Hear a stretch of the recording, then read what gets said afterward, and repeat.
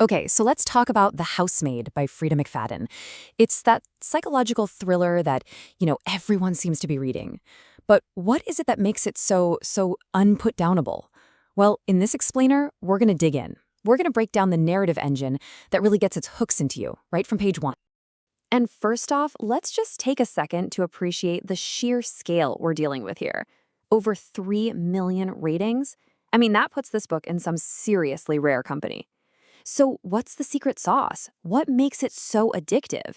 It all kicks off with a perfect setup. You've got a desperate protagonist who stumbles into a situation that just seems way too good to be true. And get this is how the book starts. There's no slow burn here. It's just a straight up explosion. The very first thing we read is our narrator, Millie, telling us she's in a room with the police, there's a body upstairs, and she's pretty sure she's about to be arrested for it. I mean, wow. Right from the get-go, we know where this is all headed. The big question isn't if things are going to go horribly wrong, it's how it all completely unravels. So to figure out that how, we've got to get to know our main character, Millie. The story flashes back 3 months, and we meet a woman who is just at the absolute end of her rope. For her, this live-in housemaid job isn't just a paycheck, it's a lifeline. It's everything. And just look at this contrast. It shows you the huge gap between the person Millie is pretending to be and who she actually is. Her resume? It's basically a work of fiction. The reality is, she's homeless, she's living out of her Nissan, and she just got out of prison. And this desperation, this is the absolute key to the entire story.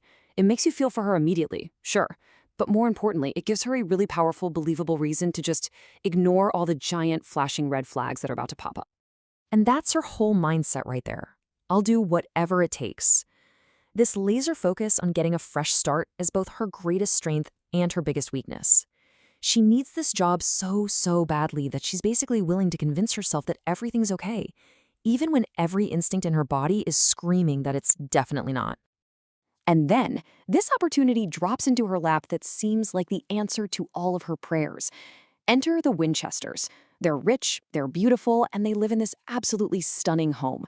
For Millie, this isn't just a job anymore. It's like a fantasy escape from the nightmare her life has become. And I mean, we are talking serious wealth. A gated mansion worth over $5 million, a home theater, these huge sprawling lawns. The pay is amazing. By every single metric, it's the perfect job. Almost. A little too perfect, wouldn't you say? Okay, so let's meet the players. On the surface, you've got Nina, the charming, wealthy wife. Then there's Andrew, the handsome, loving husband, and their 9-year-old daughter, Cecilia. But it doesn't take long for Millie to see the cracks. Nina is super erratic. Andrew seems, well, strangely oblivious to how his wife is acting. And their daughter, honestly, she's just plain cruel and manipulative.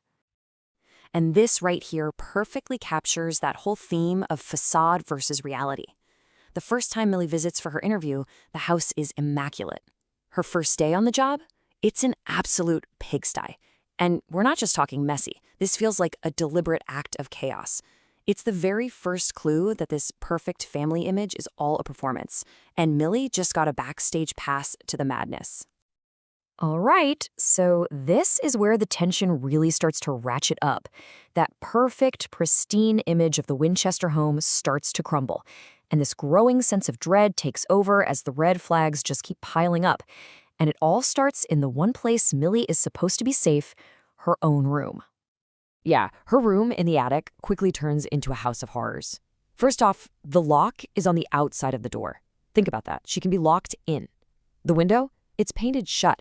And the most chilling detail of all, there are scratches all over the inside of the door, like someone was clawing, trying desperately to get out. It's not a bedroom. It's a prison cell. But the warnings aren't just coming from inside the house. The landscaper, a guy named Enzo, sees her and gives her this single urgent warning right before Nina shows up. He just hisses one word at her, pericolo. So Millie, on her brand new phone, which ironically was a gift from Nina, looks up the word, and the meaning is crystal clear. Danger, peril, risk. A warning from a total stranger confirms it. Her fear isn't just in her head. She has absolutely walked into a trap. And all the while, Nina's behavior is escalating from just kinda weird to genuinely alarming. I'm talking she completely destroys the kitchen because of some lost notes. She'll forget that she told Millie to pick up Cecilia from school. She straight up lies about telling Millie about a peanut allergy. It's this constant pattern of bizarre, gaslighting behavior that has other parents literally describing her as nuts. So you've got the creepy attic room, the warning from the landscaper, Nina's increasingly erratic behavior. All these threads start weaving together to form the central mystery of the first part of the book. Something is seriously wrong with Nina Winchester. But what? I mean, what is really wrong with her? Is she truly unwell?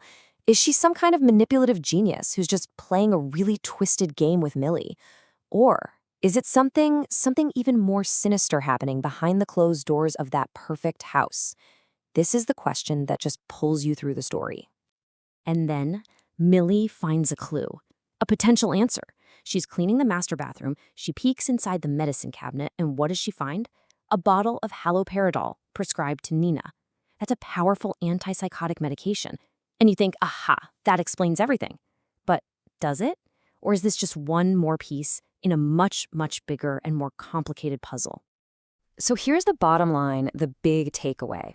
Millie thought she was escaping her past, right? She took this job to get away from prison, to find a safe haven.